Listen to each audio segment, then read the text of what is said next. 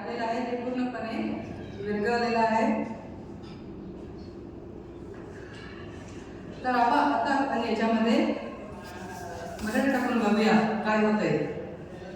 पहिला आपण जो साधा पाणी घेतलेला आहे त्याच्यामध्ये टाकून बघू। मुलांना काय दिसतंय याच्यामध्ये तुम्हाला? बटाटा बुडलेला आहे। बरोबर। बटाटा हा खाली तळाशी गेलेला आहे। तर आता आपण जो दुसरं पाणी घेतलेलं आहे त्याच्यामध्ये आपण मीठ मिक्स केलेलं आहे त्याच्यामध्ये बटाटा टाकून बघू। आता बघा त्याच्यामध्ये काय दिसतंय? बटाटा तरंगला। बरोबर, बटाटा पाण्यावर तरंगतोय।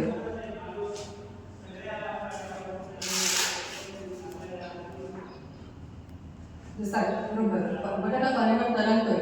साध्या पाण्यामध्ये आपण घेतलेले जे बटाटा होता तो खाली गेला आणि जो मिठाचं पाणी होतं त्याच्यामधला बटाटा हा वर तरंगतोय, कारण मिठाची गंध ही पाण्याच्या गंधापेक्षा जास्त आहे, त्याच्यामुळे बटाटा हा तरंगतोय।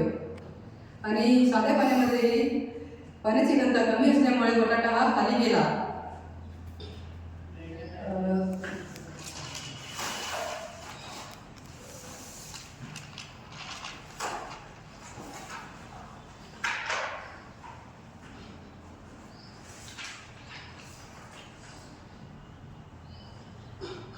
तर मुलांना याच्यावरून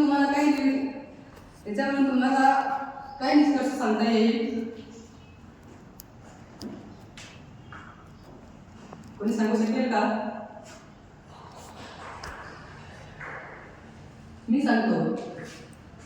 मीठ टाकल्याने पाण्याची गंधाही जास्त झाली, त्याच्यामुळे जो दुसऱ्या आपण जे मीठ टाकलेलं होतं त्याच्यामधला बटाटा हा बरोबर तरंगायला लागला आणि जो साध्या पाण्यामधला बटाटा होता हा खाली गेला पाण्याच्या तळाशी। अशा प्रकारे आज आपण पाण्याची गंध हा प्रयोग बघितलेला आहे।